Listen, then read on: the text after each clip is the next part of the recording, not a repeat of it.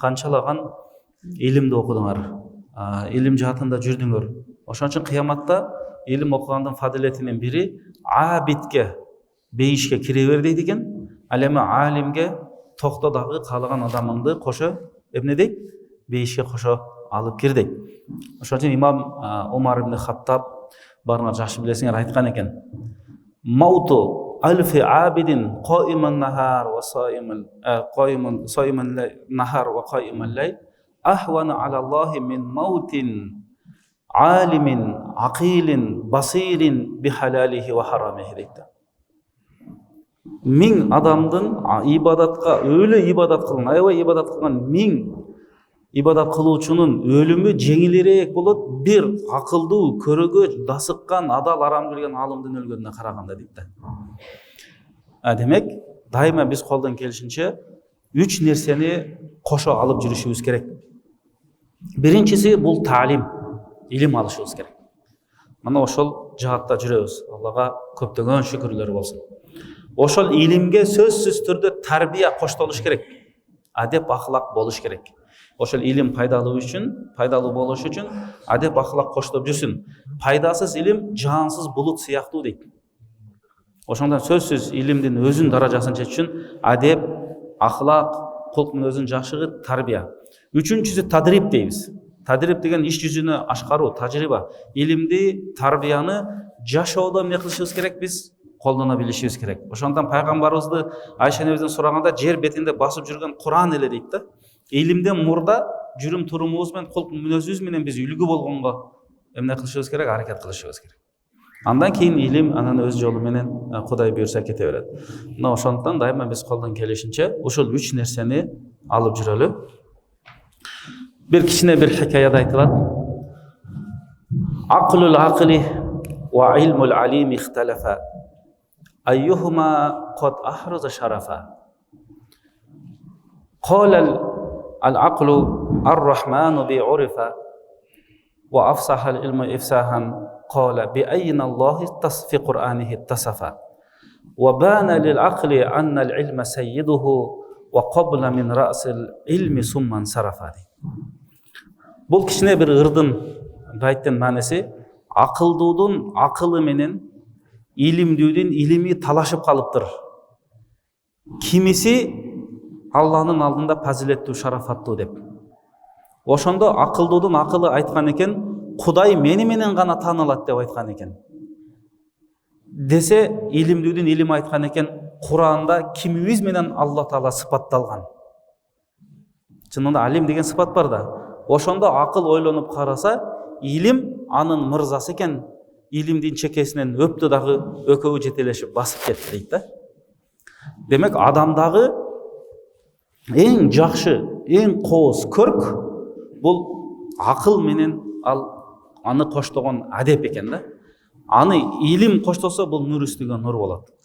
Мына ошондуктан барыңыздардын мына бүтүрүп аткан биздин бүтүрүүчүлөрдүн бүтүрүү аземиңер куттуу болсун, илимиңер жугумдуу болсун, пайдалуу болсун. Чындыгында медресе же университет илимди толук бербейт, бирок ошол илимдин ачкычын силердин колуңарга карматты да, устаздарыңар.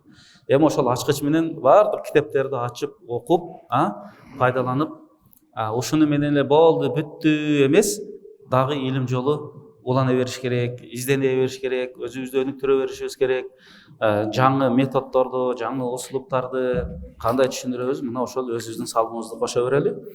Мына ушул учурдан биз пайдаланып, чындыгында адамга рахмат айта албаган Аллага да рахмат айта албайт дейт.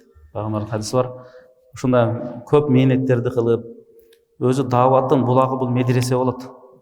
Ушул жерден алымдар чыгат. Ошондон кийин нур чыгат, пайгамбарыбыздын жолу болот. Биз Кыргызстан мусулмандар диний башкармалыгынын атынан аз болсо дагы бул дүйнөдөгү кичинекей сыйлык, бирок чыныгы сыйлык Алла Таала мына ушул Идрис Тамылабыздын эмгек жамаатына, ушул жерге устаздарга иншалла сыйлыгыңыздар Алланын алдында болсун. Кыргызстан мусулмандардын башкармалыгы элибиздин руханий жан дүйнөсүн байытууга жана ислам дининин асыл баалуулуктарын коомчулукка жеткирип билим берүү жаатында зор салым үчүн Бишкек шаарындагы Көлмө медресесинин жетекчиси мүдүрү Акынбаев Рыспай Мустапаевич Дамылабыз сыйланат. Ар бир кылган ишиңиздин өзүрүн көрүп, ак эмгегиңиз арта берсин. Сизге бекем ден соолук, бакыт таалай жана жараткандын колдоосун тилеймин. Дайыма эл кызматында үзүрлүү эмгектенип, мамлекетибиздин өнүгүүсүнө салым кошо бериңиз. Рахмат, Алла разы болсун. Көптөй көр.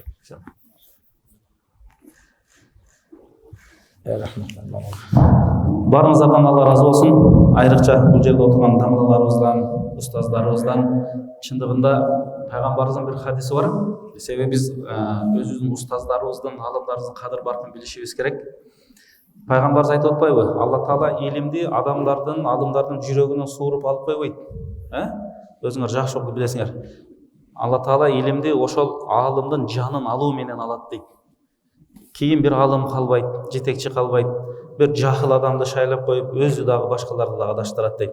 Мына ошондуктан кашыңарда турган устаздардын илиминен, билиминен, адеп аклагынан, кулк мүнөзүнөн пайдаланып калышыбыз керек. Кээ бир алымга берилген талант башкага берилбей калышы мүмкүн. Бул Алла Тааланын немеси, белеги. Ар кимге ар кандай эшиктерди ачат. Биз жашоодо билебиз да, Умар ибн Хаттаб не деген кандай бир даражага жеткен алым, бирок хадис жагынан Абу Хурайрага да өткөн адам жок. Абу Хурайра жалаң гана хадистерге Аллахым ушундай бир ниматты берген, бирок фикх жагынан, фатва жагынан эч нерсени укпайбыз да бул киши жөнүндө. Бирок Умар ибн Хаттабка Алла Таала басыйра берген, көрөгөчтүк берген, дасыккандык берген, илим берген. Көп Бухарилерде, Муслимдерде хадис аламда карасак, Бухариге багы 6 көп рываят кылгандардын ичинде деле жок да. Бирок чечим чыгарган, казылык жактан, өкүм кылган, фатва, илим, көрөгөчтүк жактан Алла Таалага ушундай жактан берген экен да. Силерге дагы мына ушундай негизи илим окуганда көрөгөчтүктү, данышмандыкты, дасыккандыкты бериш керек. Ошондон мына ушул жолду тандоо бул өтө туура. Себеби устаздын алдында окуган илим чыныгы илим болот да. Анан о шейхи Гогольдордон, интернет акалардан окуй берген ал илим эмес. Ал жөн эле бир маалымат болот. Чыныгы окуу мына ушул китептерди алып алып устаздын алдынан бирден өткөргөн мына ошол чыныгы окуу болуп эсептелинет. Аллахым келерки жашооңордо ийгиликтерди берген болсун. Аллах субханаху ва таала көптөгөн адамдардын туура жолго түшүп калуусуна Аллахым баарына да себепчи кылсын. Ассаламу алейкум ва рахматуллахи ва баракатух.